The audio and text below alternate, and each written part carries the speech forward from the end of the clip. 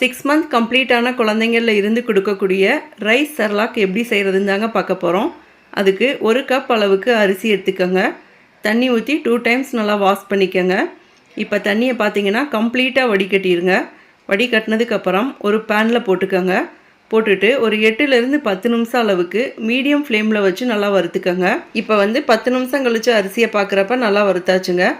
அடுப்பை ஆஃப் பண்ணிவிட்டு கம்ப்ளீட்டாக ஆற வச்சுக்கோங்க. கம்ப்ளீட்டாக ஆறுனதுக்கப்புறம் மிக்சர் ஜாருக்குள்ளே போட்டுக்கோங்க. போட்டுட்டு நல்லா ஃபைனாக அரைச்சி எடுத்துக்கோங்க. இந்த பவுடரை பார்த்தீங்கன்னா ஒரு ஜல்லடையில் போட்டு நல்லா சலிச்சு எடுத்துக்கோங்க. சலிச்சு எடுத்த செர்லாக் பவுடரை பார்த்தீங்கன்னா 2 வீக்ஸ் அளவுக்கு ஏர்டைட் கண்டெய்னரில் ஸ்டோர் பண்ணி வச்சுக்கலாங்க. இந்த பவுடரில் இருந்து செர்லாக் செய்கிறது எப்படின்னு பார்த்துடலாங்க. ஒரு 2 டேபிள் ஸ்பூன் அளவுக்கு ஒரு பேனில் போட்டுக்கோங்க. போட்டுட்டு 1 கப் அளவுக்கு தண்ணி சேர்த்து கட்டி எதுவும் இல்லாமல் ஃபஸ்ட்டு கலக்கிக்கோங்க. அடுத்ததாக அடுப்பில் வச்சு ஒரு 5 நிமிஷம் அளவுக்கு மீடியம் ஃப்ளேமில் நல்லா குக் பண்ணிக்கோங்க. இப்போ 5 நிமிஷம் கழித்து நல்லா கொதிக்கிறப்ப கொஞ்சமாக நெய் சேர்த்துக்கோங்க. உங்கள் குழந்தைக்கு லைட்டாக இனிப்பு தேவைப்பட்டுச்சுன்னா கொஞ்சமாக நாட்டு சர்க்கரை சேர்த்துக்கோங்க. இப்போ திரும்பவும் நல்லா மிக்ஸ் பண்ணி விட்டு ஒரு கொதி வந்ததுக்கப்புறம் அடுப்பை ஆஃப் பண்ணிடலாங்க. அவ்வளோதாங்க. இந்த ரைஸ் செர்லாக் பார்த்தீங்கன்னா நல்லா ஆற வச்சதுக்கப்புறம் குழந்தைங்களுக்கு மார்னிங் பிரேக்ஃபாஸ்ட்டாவோ நைட் டின்னராகவோ கொடுக்கலாங்க.